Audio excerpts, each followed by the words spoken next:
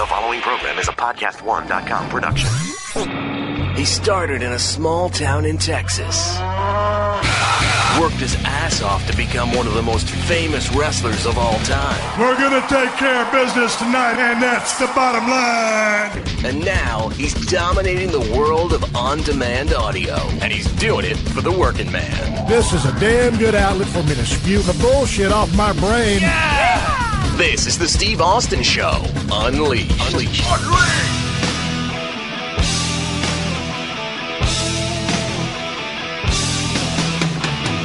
All right, everybody, welcome to the Steve Austin Show. I have started and stopped this show 15 times, but I'm going to keep it rolling today, and you're going to get all this extra noise in for free. I am joined by my lovely wife, Kristen, who is sitting cross-legged on the bed, and Hershey the Wonder Dog, my chocolate lab who's spoiled rotten, is laying in front of her.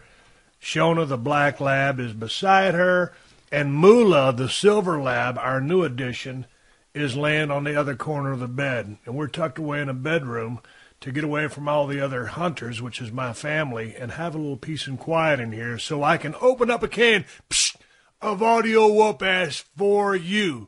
Before I take care of business, let me say hi to my wife, Kristen. How are you? I'm doing well, Steve. How are you?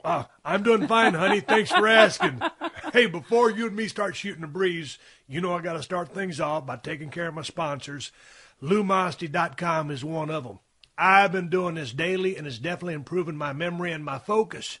If you haven't checked it out, you should at LouMosty.com and tell him you heard it from me, the working man, Steve Austin. That's right. One more thank you before we get rolling today. I need to thank another sponsor, and that sponsor is Hulu Plus. They know I do this show for the working man and the working woman, so that's why they've got a great deal for my listeners. That's right, my listeners, a 2-week free trial. Just go to HuluPlus.com/Steve. That's HuluPlus.com/Steve. Hulu Plus and LouMosty.com are why I can keep doing this show for you for FREE. That spells free. So show them a little love if you can. All right, Kristen, what's happening? We're down here at the ranch, the Broken Skull Ranch, in the middle of nowhere. How you holding up? I'm holding up. We have a lot of work to do down here. I know, and that's the thing. I tell everybody in Los Angeles that I'm down here for like 2 months to deer hunt, but nobody really has a concept of what goes on out here at the Broken Skull Ranch. This place needs to be a reality show because I could take mere mortals and forge them into working machines. That's an idea right there, Kristen. Yes, it is. But there is a lot of work to do out here. We got to clean so many things up. We got so many things to organize. What else we got to do? Get the vehicles cleaned up because we had bad rains. They're all muddy. It's muddy as hell out here right now. But it's been good. We've had some cold fronts, and that's been good because the deer are moving. And it sucks because when you're sitting in a deer stand, it's 90 degrees, which we were a couple of weeks ago. That's no good. But because we've had so much rain, to get to the ranch, you've got to go 15 miles down a gravel road. And when it rains like hell, which it did when we first got here, the vehicles just get trashed. Yeah. So, and then you got to soak that mud off. You don't just try to power wash it off with one go. You kind of soak it off in layers and then hit it with the power washer. And that, and along with doing our deer count, you know, we've got to take a certain amount of deer this year, which is an astronomical number. And everything that we take off the ranch is eaten by a human being. My wife is a vegetarian and an animal lover, as am I, but I'm passionate about my deer hunting. Kristen, you haven't been able to go to your Zumba class for now 3 weeks. Are you in withdrawals? Yes. My wife loves Zumba. If there's one thing my wife loves, it's Zumba. Why do you like Zumba so much? It's an hour of fun. Yeah, but you got that DVD. You got the whole kit. That's it cost boring. like $99 back in the day. I remember when you got it. It's high quality. I dig it. I like the music. Now, I would never do Zumba. I think my knees might explode. Why do you love it so much? Well, it's not like when you have a DVD, you want to actually just stand in front of a TV set and dance. It's not. I just like to watch because I like to watch them dance, and I like when what's that guy that invented it? Beto. Yeah, Beto. I like when Beto does the alligator chop. What's it called? I don't know, alligator chop. Yeah, when the guy does the little like karate chops up in the air. I just think it's the funniest thing. I like watching the video better than I do doing the Zumba to the video. See, if I could just get me like a 12-pack of Sierra Nevada Torpedo Extra IPA and just watch the DVD and get in shape at the same time, I would have a fitness craze. Yeah. This could be bigger than Zumba. I'm bullshitting you, folks. That ain't never going to happen. Hey, so what else is going on out here? Because you're a little more social than I am. Are you jonesing for anything else? Because we always like to eat sushi once a week in L.A. Yeah, I miss the sushi once a week. But now we've been eating Mexican food once a week. And I love me some Mexican food. It's my favorite food in the world. But there ain't a single healthy Mexican food item that I like. So every time I go, I gain like 16 pounds. Yeah. And you get your... My chalupas. The chalupas with refried beans and cheese and guacamole lettuce. And lettuce. Yeah. No tomatoes? Oh, they put tomatoes, yeah. Tomatoes? Hey, you've been going to the deer stand a lot, and you've been seeing some good bucks. Yeah. So, are you having fun? Yeah, it's a peaceful hour just sitting there watching animals. So I'm a hunter, and you're a non-hunter, but you love sitting in the deer stand and enjoying nature. Yeah. So it's not all about hunting and killing out here, folks. It's about enjoying the outdoor lifestyle. Yeah, I love sitting in the deer stand, just looking at the deer and seeing what other creatures come out and, watching them interact. Hey, before we sat down to do this podcast today, and today in a little bit I'm going to be talking to a fellow from the business of professional wrestling, but we were talking about how much work we got to do out here at the ranch. A lot of people think when I come out here to the ranch I'm just relaxing or deer hunting. We got a bunch of shit we got to do. Yeah, we just redid our pavilion floor, which we had to power wash 14 times. And we sealed it up. Sealed it up, and that took a couple days. And we moved all the stuff, all the gym out. The Fort Knox safe we moved out. Me and Kristen and at Ted Fowler 361, who's down here helping us out and hanging out and deer hunting with us. So, but also with that, I mean, we got to get the whole ranch in shape before we leave because we won't be back for another couple of months. Yeah, and did you forget we didn't have a hot water heater for a couple days? Oh yeah, man, we had a what was it, a fuse? The element went out, and the breaker also went out. One of the elements went out in the water heater, but then the breaker went, and we had to get an electrician out here. And when you're in the middle of nowhere and you want an electrician just to appear out of nowhere, presto, it don't happen like that. So we had to go next doors to the other gimmick house we got out here and shower out there. And you know what? It makes you appreciate, I guess, I'm a pretty tough guy. But, when I take a shower, I like some hot water. Yeah, especially when it's 30 degrees outside. Yeah, when you got to walk over to the other house. These are trailer houses. I ain't trying to sound like a hot shot, folks. When you got to walk across the pavilion in the cold to take a hot shower, it kind of sucks. Yeah, it does. And don't get me wrong, I can go a couple of days without a shower. But my wife can't. No, and it's tough to wash dishes with cold water. Oh, yeah, because you can't get the grease off. Yeah. And we're clean freaks anyway. Well, again. Hey, check it out. Kristen, are you going to come back and wrap this show up with me in a little bit? If I'm not too busy. All right, if she's not too busy, babe. Before we get to the interview with my guest, I want to tell you guys about Sherry's Berries. Kristen, you've heard about Sherry's Berries. This is a great gift if you still got some last-minute shopping to take care of. You can send everyone giant dipped strawberries from Sherry's Berries for only $19.99. And for listeners of the Steve Austin Show, I've got an even sweeter deal. You can double the berries for only $10 more.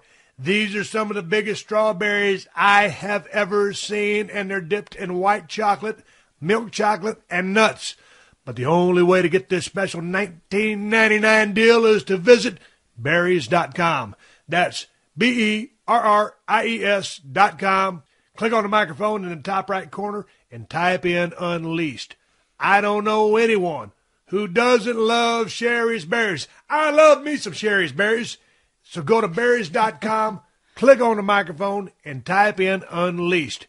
And consider your holiday shopping done.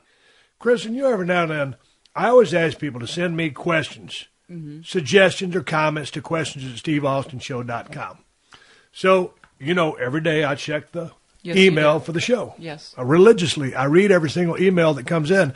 I can't respond to all of them, but you see me read them. Yeah. So I got this one in just the other day. And it goes like this. Hello, my name is Kevin Steen. I'm an independent pro wrestler and friend of Colt Cabana. You guys actually talked about me a little in your podcast with him a few weeks ago. This isn't actually a question, but more of a thank you.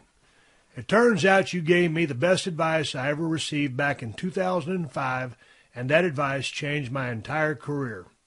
My buddy and I were on our way to a show in Los Angeles and had a layover in Dallas, and you were on the same flight as us. We went up to you at the gate and asked for a picture, and you were as nice to us as anybody's ever been. We talked wrestling a bit, and before you got on the plane, I asked you for one piece of advice. And you said, whatever you do, don't ever stop running your mouth. That plancha shit will kill you. I took that to heart and have since become known for my big mouth. It's an integral part of my shtick and has helped me get to where I am today. My dad saw me grow up on your antics. I was a huge Stone Cold fan, still am. And when he listened to your podcast and heard you say that you had heard of me, man, I can't tell you how happy and proud that made him. So yeah, I just wanted to say thank you. Thank you for the countless hours of entertainment. Thanks for the advice, and thanks for the mention on your podcast. Sorry for using this email address and not sending an actual question. Take care. Kevin. You know, I read that damn email, and I vaguely remember that moment in 2005. Sure don't remember what the cat looked like, but I got on YouTube and I started watching some of his matches, and I was very impressed because this cat can work his ass off, and he does a bunch of very unique stuff, and you can follow him on Twitter at FightsteinFight. His website is kevinsteinwrestles.com, and he has a YouTube channel called Kevin's Weekend Escapades. There was also a thing on YouTube called The Top 95 Moves of Kevin Steen. If you haven't seen that, you ought to check it out because this kid's pretty special. So I figured, what the hell? This kid's nice enough to send in a damn email and bring that up. And I started searching around and looking on the roster. And, hey, man, why not just have this son of a bitch on the show? So I reached out to Kevin, emailed him back, and he sent me his phone number. And that's who my guest is today. Ring of Honor, Pro Wrestling Guerrilla, independent wrestler, one bad son of a bitch, Kevin Steen. Steve Austin, Unleashed. All right, so I'm talking to Kevin Steen here on my new system. I got my little headphones on. I got my Blue Yeti mic. Kevin, how are you doing? Welcome to the Steve Austin Show. What's happening? I'm great. Thanks a lot for having me, man. It's a huge thrill for me to be talking to you. I hope you know this. Hey, man, it was just interesting that you sent me the email. And I said, hey, man, I started reading this email. I said, man, I got to give this cat a call and get him on the show. And then I said, hey, I'm trying to get something done, but, maybe I'll just talk to him for 15, 20 minutes. And I started watching more and more of your stuff on YouTube. And I said, man, this motherfucker can work. So I said, fuck that. We'll just talk for, an hour and open up a total can of audio whoop ass. So, hey, man, let's go back to the story. Before I went to break, I read the email that you sent in, and going back to the year 2005 when you and I met at LAX Airport. Yeah. Tell me about that story from your perspective, where you guys were coming from or where you were going back in the day.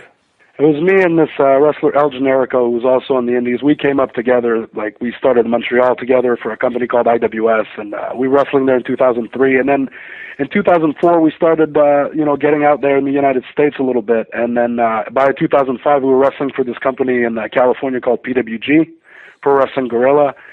And we were on our way there. We had a layover, I believe it must have been in Dallas, I'm pretty sure, and it was our second layover of the day. We had we drove to Albany because we used to drive to Albany, New York to catch a flight because it was way cheaper than Montreal back then for for PWG. So we'd drive 4 hours to Albany.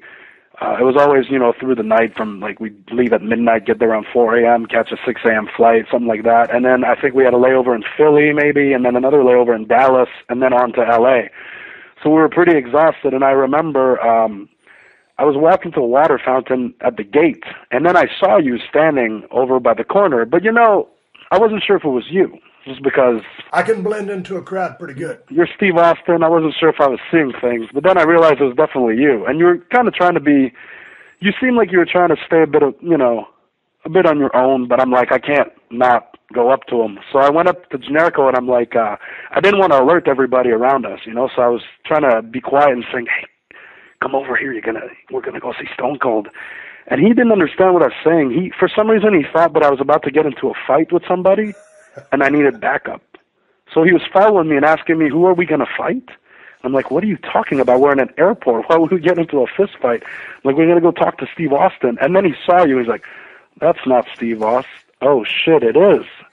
So then we walked up to you, and we didn't want to bother you or anything, but you were great. It was no problem. It was no bother, and we ended up talking about wrestling a little. We took a picture with you, and then they called first class, which you were on, Mr. Fancy Pants, I guess, with a big first class ticket, and we were in economy. So right before, as you were about to leave, I'm like, hey, do you have just one piece of advice for us, anything at all? And then that's it. You said just run your mouth, never stop running your mouth. And then you looked at Generico, because he's, you know, even back then, less back then, but even back then he was taller and skinnier than me. You just looked at him and said, that plancha shit will kill you, you know? And then that's it. You were off. And then I remember we were all the way back, and we passed you on the way to our seats. And then we were both trying to figure out what we could do, like to thank you for the advice. And we were like, oh, maybe we could ask the stewardess to buy him a beer for us. Then we realized first class, you get that stuff for free.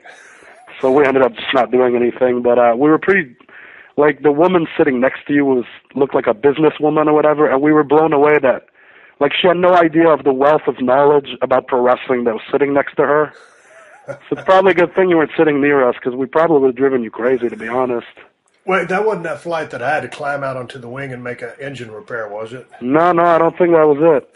Hey, but I appreciate the thought. It's the thought that counts about sending that cocktail over there. Yeah. Hey, I was watching quite a few of your matches on YouTube before we spoke, and of course I've heard of you before. And of course, when I was talking to Colt Cabana, mentioned you several times, as you and Colt know each other very well. Yeah. But I told you back in the day, and told Generico to watch out for that plancha shit. That shit will kill you. Run your mouth.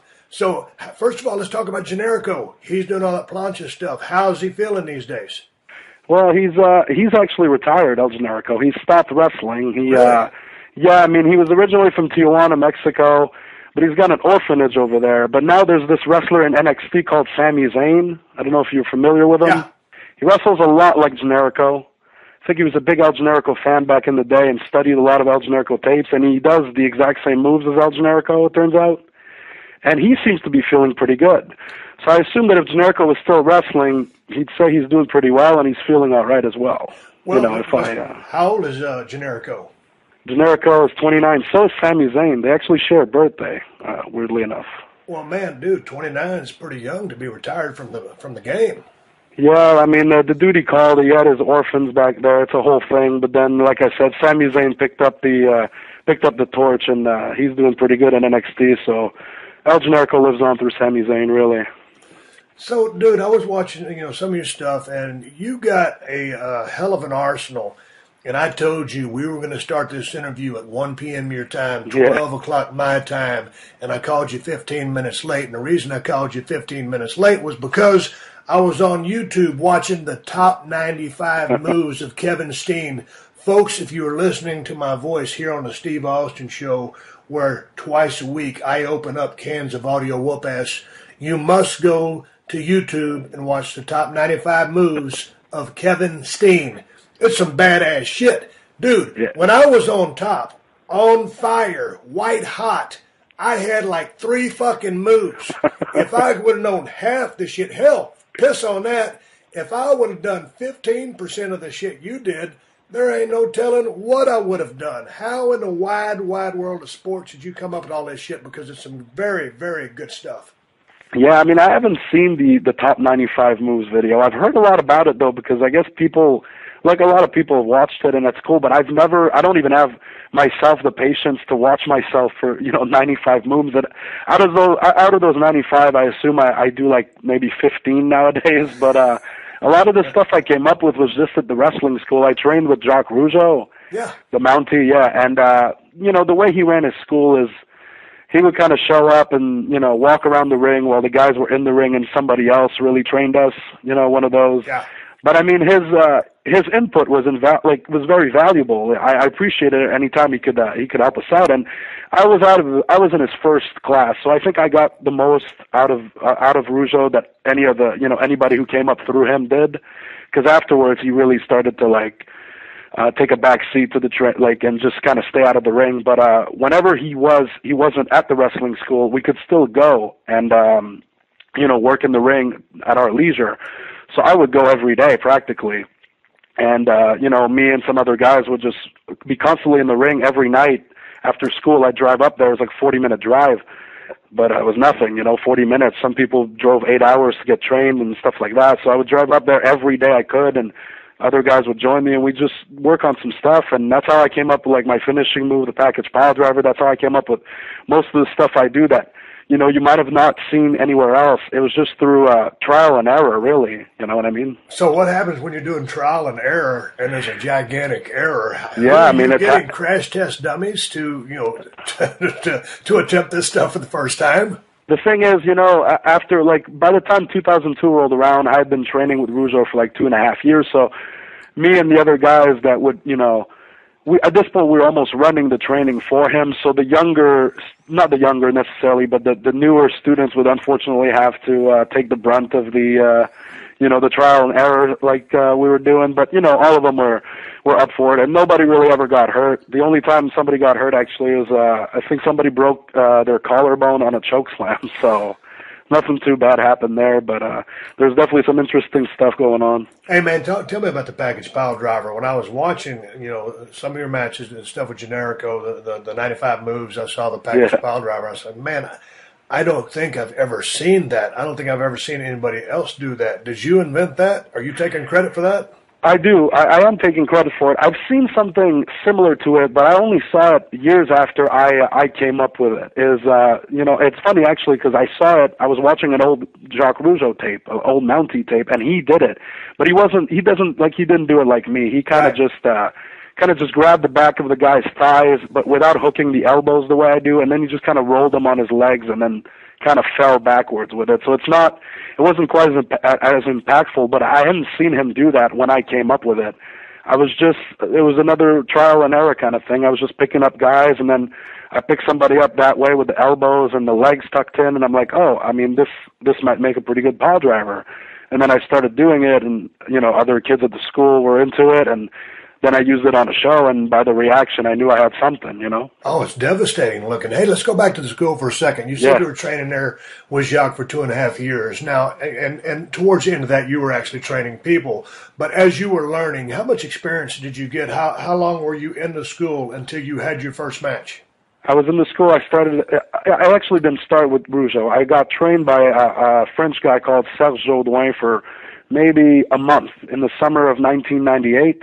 I was 14 when I started training. I've been bothering my mom about, you know, since I started watching wrestling when I was 11, I got to get into a wrestling school. They were like, well, you're a bit young.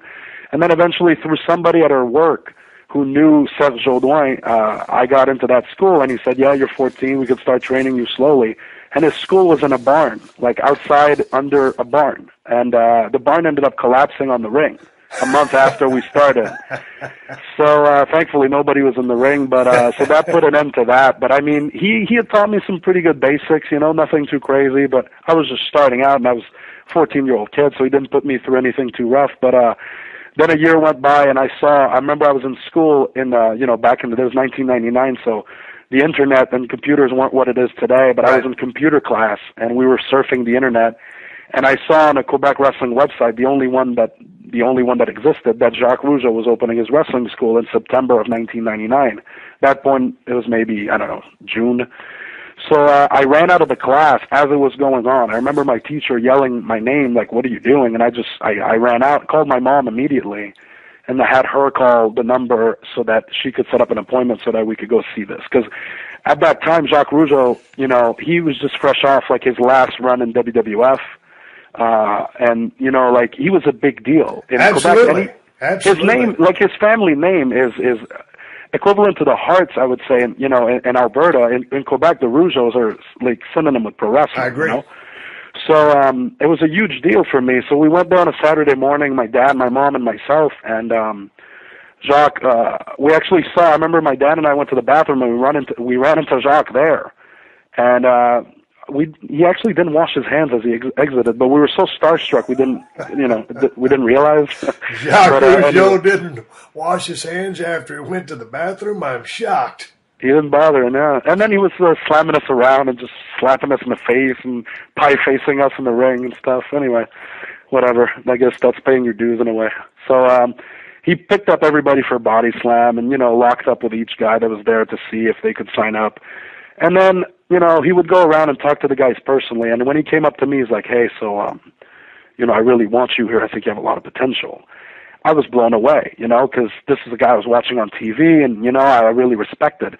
Of course, back then I wasn't smart to the fact that he went around and told everybody that. Right.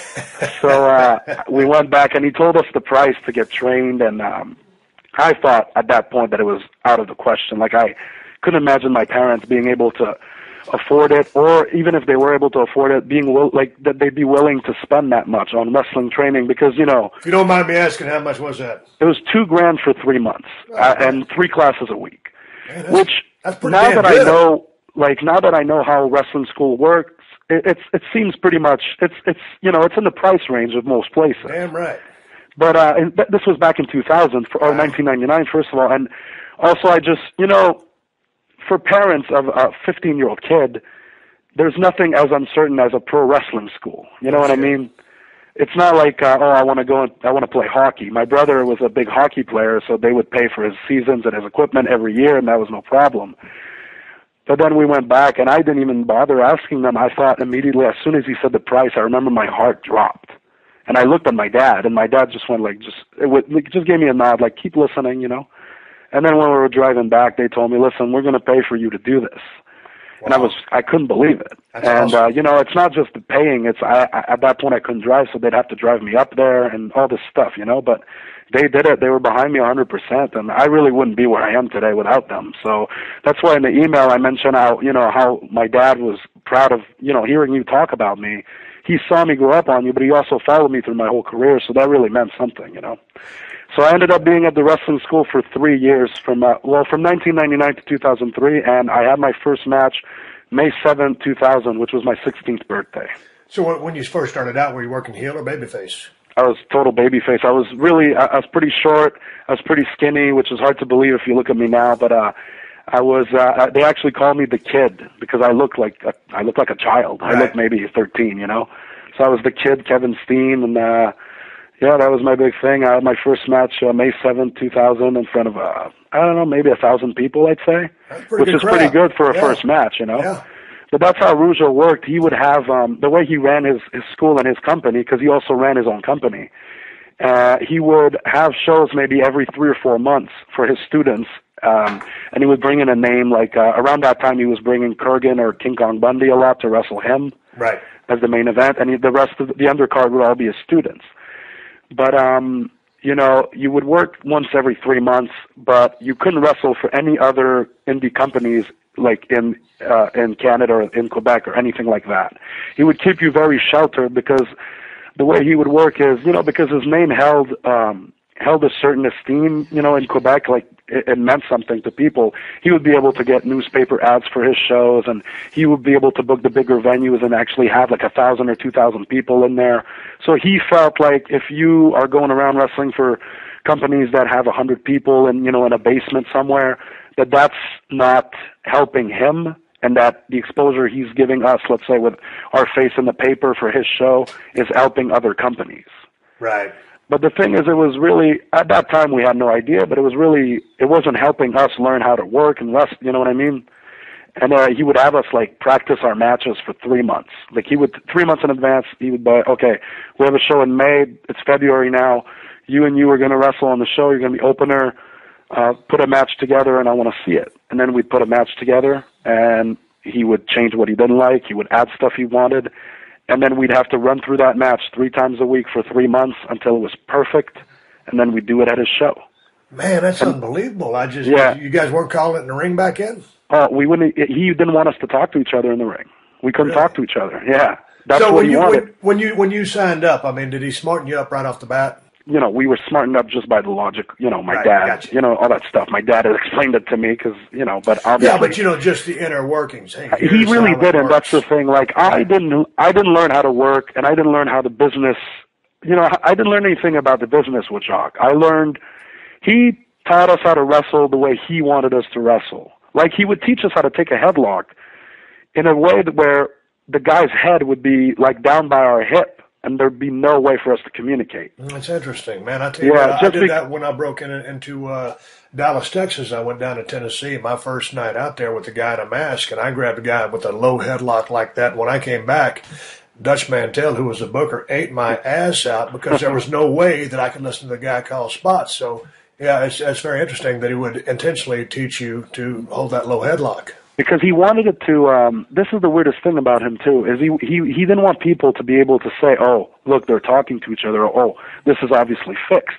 So he was trying to keep some sort of kayfabe. But then he would have he liked to call his show like a family show. Like, you know, like it was a show that the parents could take their kids at, and they wouldn't have to worry about seeing people swear or give the middle finger or like hardcore wrestling. It was always good, clean, family like oriented fun. I wouldn't have a chance there. You know, as a big fan of Steve Austin, it was kind of hard for me too. But I worked within the boundaries. But the thing is, he would have guys like dressed as Spider-Man, and he would call them like Spidey's son to get around the trademark. Right. But then he would try to keep kayfabe on other things. You know what I mean? So Yeah, it's very, or one thing that he did actually is, sorry to cut you off, but he would let's say he would have a show the Friday and the Saturday in the same venue. He would advertise that, hey, the same matches are happening. It's the same show. Don't come twice. Or if you want to come twice, that's fine, but don't expect a different show. It's the exact same thing. So he's you know what I mean? That's he was very telling interesting. people, he was telling people it's the same finishes, it's the same matches, everything. But then he would try to keep kayfabe because he didn't want people to see us talking to each other in the ring. Hey, Kevin, so on Twitter, you're Fightstein Fight. Your website is kevinsteinwrestles.com, right? Exactly, yeah. All right, we're going to have more with Kevin Steen coming right up, but first I got to show a little love to my sponsors. This is how I'm able to keep doing this show for free. So thank you to LouMonster.com for supporting the show. I know they're helping me out with memory and focus. We've all got so much going on in our lives every day between work and home. It's hard to remember everything you got to take care of. So that's why LouMonster.com is so important. It's a workout for your brain that helps improve your memory and your focus. LouMonster.com is based on scientific research, and it can help with brain functions like memory, attention, problem solving, and mental speed. I should have used this when I was still in the ring. It's easy and fun, too. The exercises only take a few minutes each day, and you can play online or even on your smartphone or tablet thanks to the Lumosity app. So go to LouMonster.com today, click the Start Training button to create your own program, then start playing your first game. That's LouMonster.com, and tell them you heard it from me, the working man, Steve Austin. Hey, this is Chris Jericho. Check out my new podcast, Talk is Jericho, with my first guest, Stone Cold Steve Austin. Hell yeah! Is there a bigger, better guest? I don't think so, and that's the bottom line. Download the first episode of Talk is Jericho at podcastone.com. That's podcastone.com.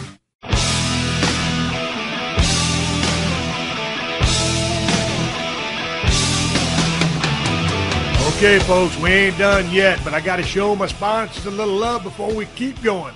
And I've got to tell you about a great deal that Hulu Plus is offering listeners of the Steve Austin Show. You can try Hulu Plus for free for 2 weeks by going to huluplus.com/Steve. Check it out. Hulu Plus lets you watch your favorite TV shows anytime, anywhere. You can watch at home in your living room or on your smartphone or tablet. And everything's on Hulu Plus. Saturday Night Live, Shark Tank, Jimmy Kimmel Live, and more. You can watch every episode of shows like Lost and The Following. You can even check out exclusive Hulu originals like The Wrong Mans and Behind the Mask, Hulu's new docuseries that takes you inside the world of sports mascots. So for only $7.99 per month, you can catch up on current TV shows or binge watch an old favorite. Or catch a great movie. You can watch as much as you want, whenever you want. And for my listeners, Hulu Plus is giving you a 2-week free trial. All you have to do is go to huluplus.com/Steve. That's huluplus.com/Steve for the hearing impaired. It's a special offer just for listeners of the Steve Austin Show. Go to huluplus.com/Steve for your 2-week free trial. Hallelujah. All right, so I'm talking to Kevin Steen. With your schedule now, I mean, right now you're working with Ring of Honor, but you're also independent. You can basically go wherever you want, correct? Wherever there's Ring of Honor, my contract with Ring of Honor keeps me from working some promotions that have iPay-per-views. But besides that, I'm open to absolutely anything. I can do whatever I want. I work all over the place every weekend, and I'm having a blast doing it. So you've been in the business now since you were 16. You're about 29. You've got, 14 years under your belt? Yeah, but I would say more, for those first 3 years when I was wrestling under Rougeau, I kind of don't count those years just because I really didn't learn anything. You know what I mean? I was like a robot going through motion. Well, mechanics. Yeah, exactly. Mechanics so I feel like my career really started in 2003. That's the way I see it. When I broke off from Rougeau, that's when I feel I really started to be a wrestler. But if you want to, if you count from my first match on, then 2000. So I'm just about at 14 years. But what I was getting to was, with coming up in that environment with kind of a scripted per se match, and with what you're doing now, I mean, you've got to be calling, a large part of it in the ring, maybe a fishbone of things is going to happen, but be able to work on the fly because, I mean, you're working with, many different folks on a week in, week out basis all over the place. Yeah, absolutely. It's very different. I mean, I know Rougeau still has a company out there and he's still training people, and I would say that if anybody came from his company straight into, the Ring of Honor or PWGs or any other indie company now, they would get eaten alive just because they don't know how this really works. So I was lucky, I started wrestling. I started getting a clue of how things really worked because when I broke off from Rougeau, I didn't immediately start in the States. I started wrestling around Montreal for other independent companies, and a lot of the guys that were wrestling there had left from Rougeau already. So I was friends with them, and they knew that I didn't know what I was getting myself into, so they kind of helped me out. You know what I mean? Right. And then so I slowly learned through that, and then Quebec companies started bringing guys from the United States, which was very foreign at the time. Indie companies in the United States will bring people from all over. But in Quebec, it was almost like we were our own little territory. And, bringing a guy from Ring of Honor in to wrestle on a Quebec show was unheard of until 2004, when a Quebec City company that doesn't run anymore brought Christopher Daniels in to wrestle me. Right. And then I started wrestling guys like Chris Daniels, and then a month later somebody brought Samoa Joe over, and Jerry Lynn, and AJ Styles, and I got to wrestle all of those guys almost like in a row.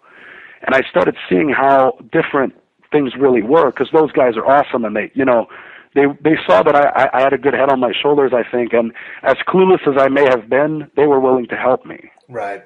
So, and then they brought, in November of 2004, the same Quebec company brought Steve Corino in, and he was, I wrestled him as well, and he was instrumental in me becoming who I am now. He helped me so much, and he still helps me to this day. I work with him in Ring of Honor on a regular basis, and he's become one of my best friends. So now, how often are y'all taping Ring of Honor?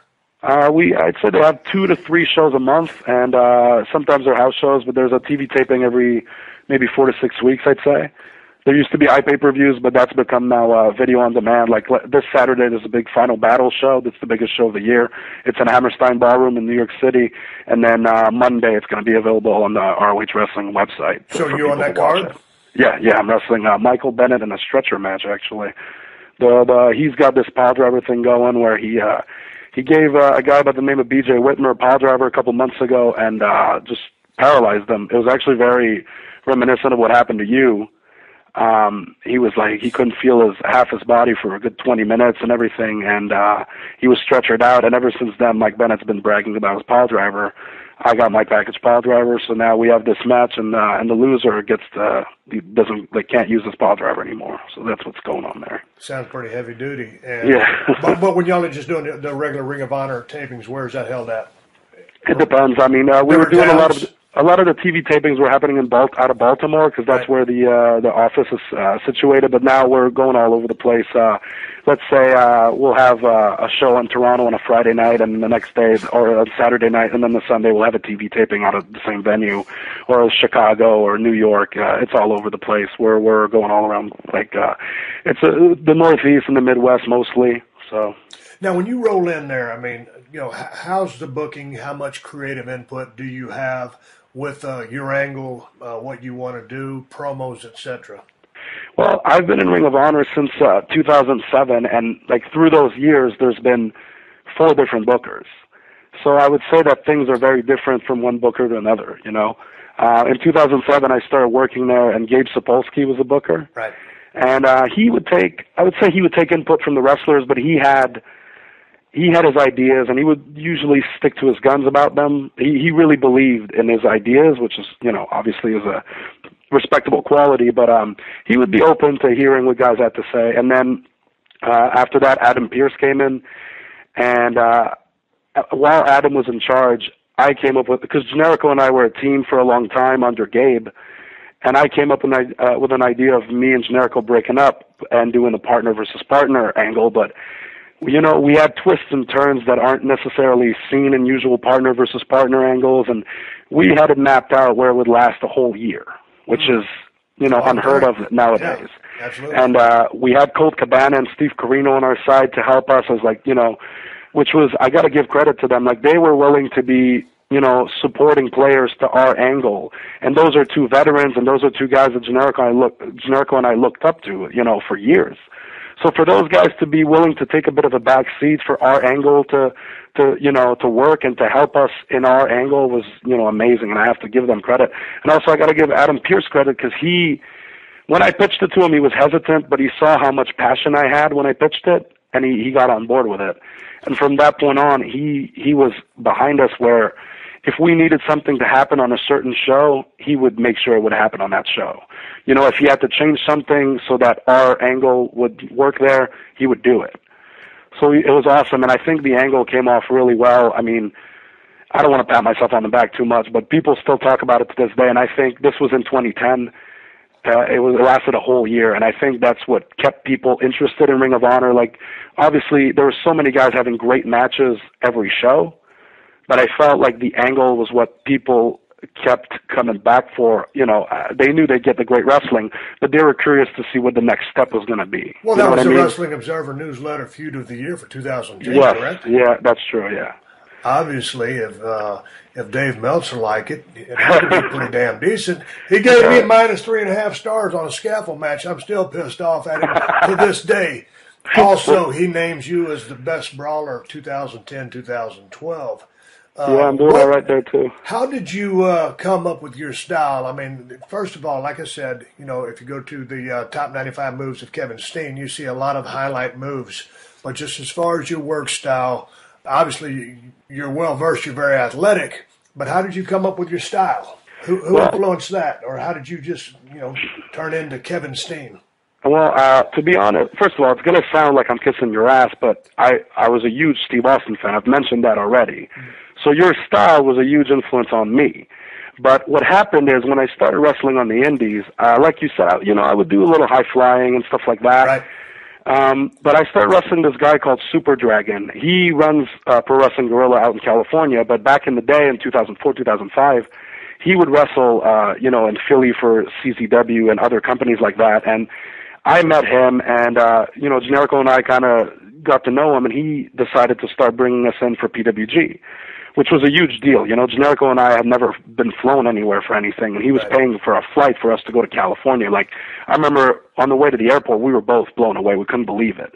And we went over there, and we did pretty good. And then out of that, I started feuding with him, his character was he's Super Dragon. He wore like a dragon-like outfit and a dragon-like mask, but he could do it all. But he was also a pretty big brawler. And through that feud, I feel like I really shaped who I've become now. And I give him a ton of credit, because if you watch his stuff, you'll actually see where I got a lot of my influence from.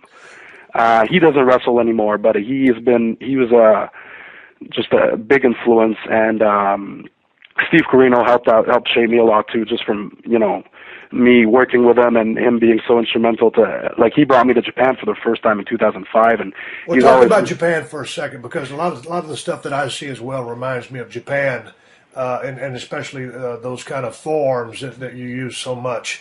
How do you like Japan, and how successful have you been over there? Because just me watching, and from what I do know, it just seems you would be a perfect fit for that style. Yeah, well, the first time I went was through Steve Corino, was for 01. I only went for one show, one day. I was there for 2 days, but one show, and it was for 01.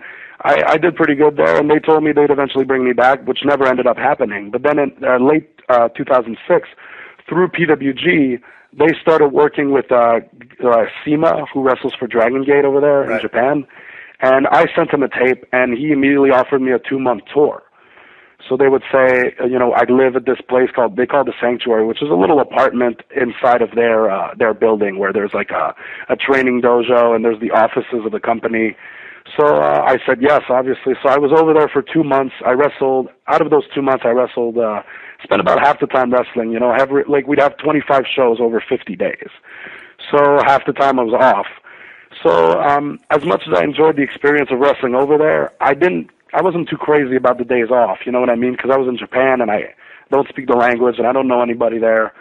And I really enjoyed myself there, and I think I did pretty good. Like, they offered me a full-time spot after, in terms of if any time I wanted to come back, they would book me for however long I wanted to be there for. But when I came home, I decided that's not what I wanted to do. I didn't want to live in Japan. When I was a kid coming up and trying to, dreaming of being a pro wrestler, I wanted to do it here. So I respectfully turned them down and ended up starting with Ring of Honor, and that's when really things took off for me here. I had already been wrestling for PWG for a couple of years, and they were great. But when when I got back to Ring of Honor, I think that's where I got really got hot, and I haven't been back to Japan since.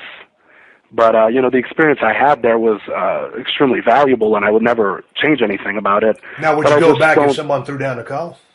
I don't think so, honestly. I don't think so. Also, a lot of it is, my son was born a couple months after I came back from Japan. Oh, gotcha. And I don't mind leaving for 3-4 days, but going over there for a week or 2 weeks or 3 weeks, I don't know. I'm not, I'm not really into it. I don't know. Okay, so let's talk about you. So you're a dad, and I'll tell you what. When I was, on the road, hot and heavy with WWF.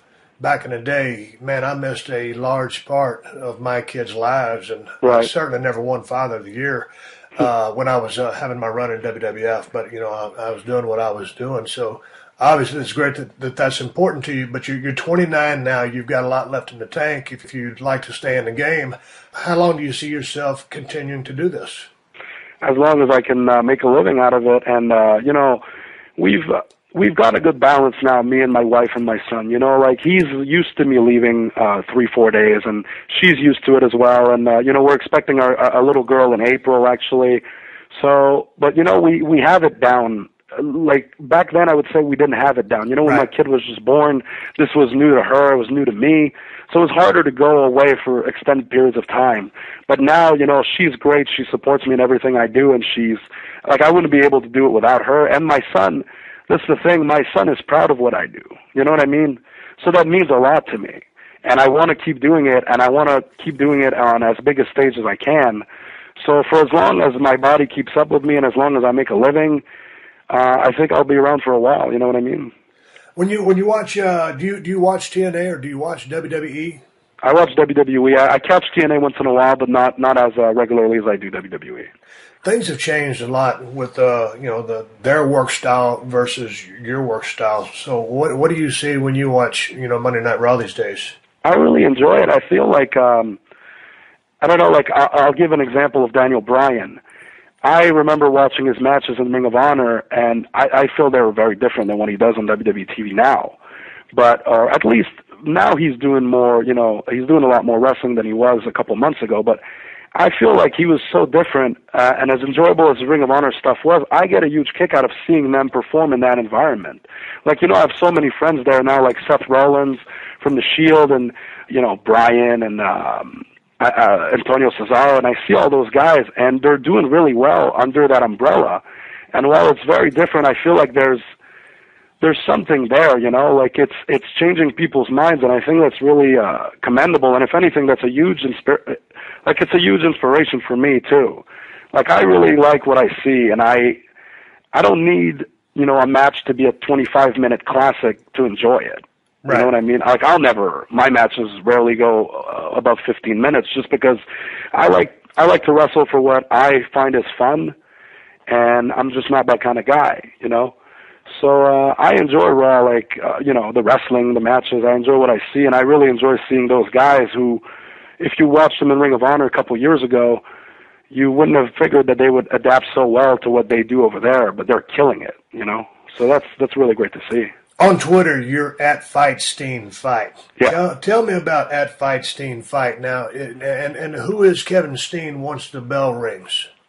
Well, to be honest, I don't think there's much of a difference between me in the ring and me in real life. Like, I'm snarky, and when you gave me that advice of never, don't stop running your mouth, it was almost like a moment where I realized, like, oh my God, he's right, and also, why haven't I been doing this all along? Because I've always had that in me, you know what I mean? Like, I'm a smart ass and stuff like that, and I like, you were talking about my style and all that stuff. I like brawls. I love watching brawls. I like that stuff. I enjoy technical wrestling matches as much as the next guy, but I really get into it when there's a brawl and fists are flying and